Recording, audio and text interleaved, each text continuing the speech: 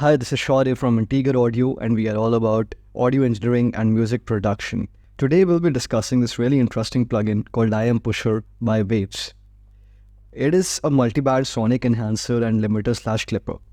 It is said to be the infected mushroom secret mixing sauce as per the website and the manual. It is intended to be placed on master bus, groups, or individual tracks, can also be used on buses. It boosts loudness like a classic limiter or uses clipping to push the sound without affecting dynamics. Okay, so this was all from the manual, but if you ask me, it is essentially a multi-effects plugin.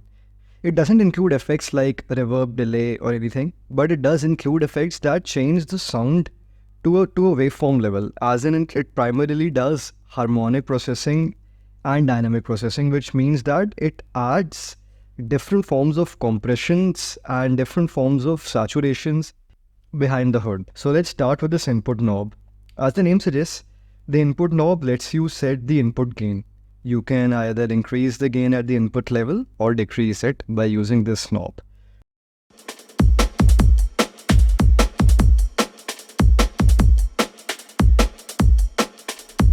As you can see that there is an LED light in between the input knob. LED light basically tells about the sensitivity. If the LED light is off or there is just no color there, it means that the signal strength is too low, the amplitude is too low.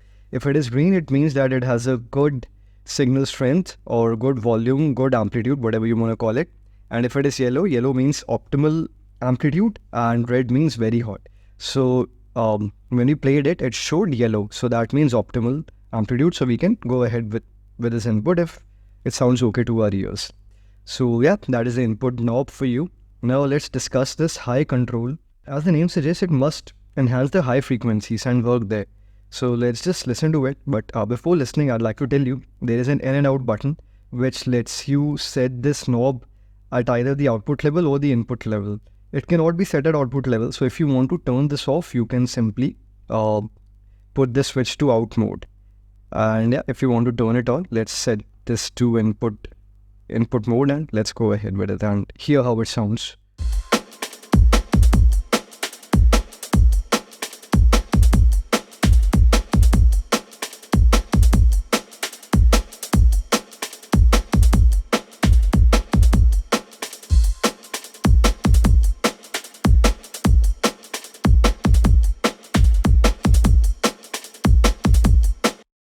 So what I can hear is it's adding a lot more sheen, a lot more sparkle, and a lot more excitement in the high end.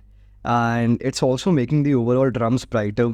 Some hats have come up, some room sounds have come up. You could just feel the groove more. There is just more character and personality to it, especially in the high end.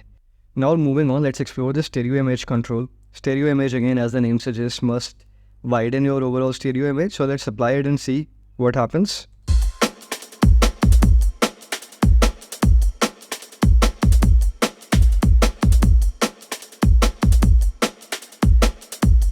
Amazing. I really like how the stereo imager is not touching the low frequencies much and is mainly acting on the mids and the highs. So again, the hats have become wider, the snare has got more space, but the kick is still in the center. So I like the overall effect that the stereo imager has. Let's set it up for our drums.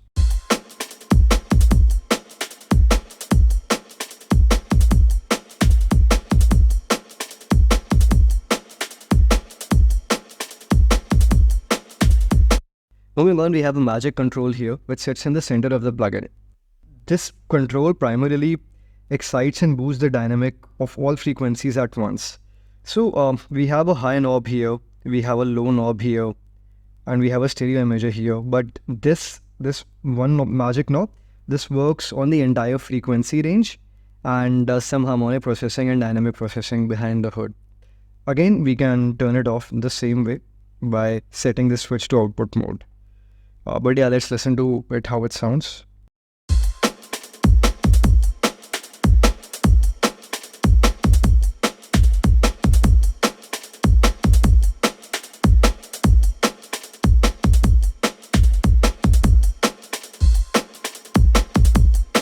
Again, more body, more punch.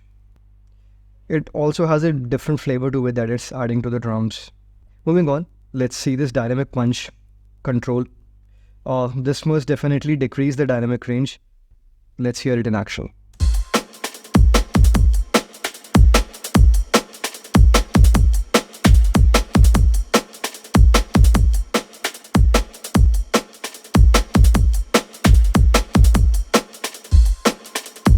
Okay, I like how it is making the drums punchier, but I don't like the extra sounds that are coming up. Like, I could hear so much more room after this. I don't think we need this much dynamic compression. It's just totally destroying the dynamics of the drum sounds.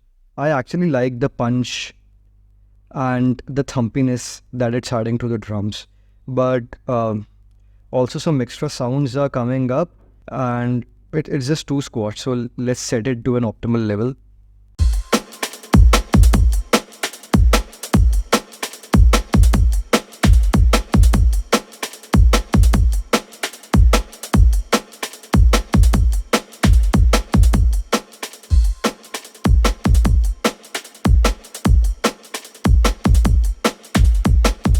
Sounds good to me.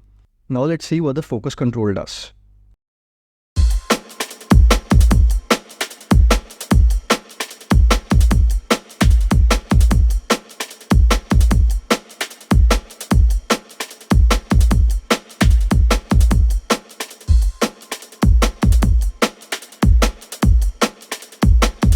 Okay, so this focus knob is probably doing some high mid frequency processing, and it's like, to me, to my ears, it's adding more brightness to the track. If you want your drums to be brighter or any sound to be brighter, you can use the focus knob, but use it carefully, as it can also end up making your sounds harsher.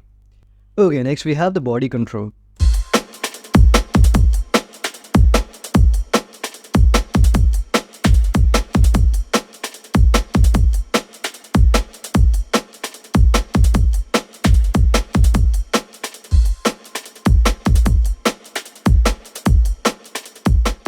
Okay, so what I can hear is that this is adding more weight to the mid frequencies.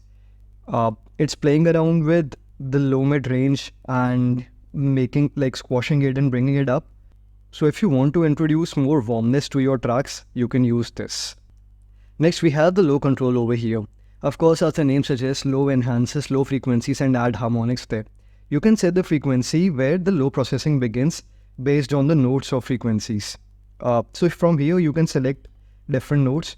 It also tells about the frequencies. So you can select a particular node or frequency from here, and it will start the processing from this particular frequency. So imagine it having a low cut filter at whatever note you select here. For example, if you selected D1, then it will have a low cut filter at 37 Hz and will start the low frequency processing from 37 Hz.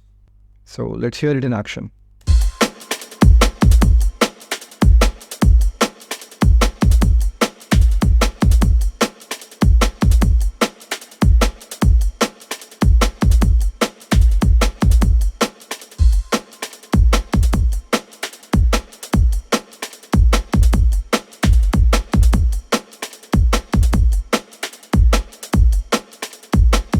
Yeah, so I can hear the low end distortion it's adding to the sound.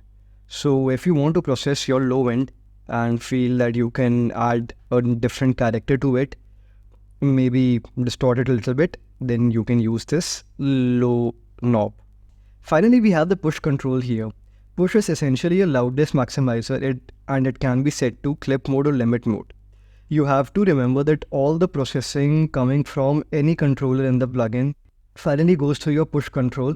It sets a threshold, and any signal exceeding that threshold is either clipped or limited depending on the mode we set. By default, it is set to -6 dB. That means whatever processing we do from here, our signal will never exceed -6 dB. Okay. Even after all this processing, let's say you want to increase the loudness of your track, you can do it from here. Okay. So if you push it, like let's set it in clip mode only. Just keep in mind that any signal beyond -6 dB will be clipped automatically. Okay. Even if we give like a final output gain from here, it will still be clipped. So let's start from 0 and see what happens. Also notice this loudness meter. Just keep a track of it.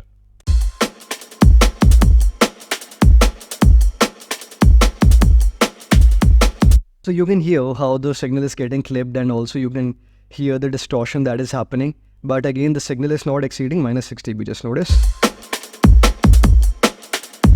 And here you can see the gain reduction being done, setting it to limit mode now. Again, the distortion is there, but it's not that aggressive. We can bring it down.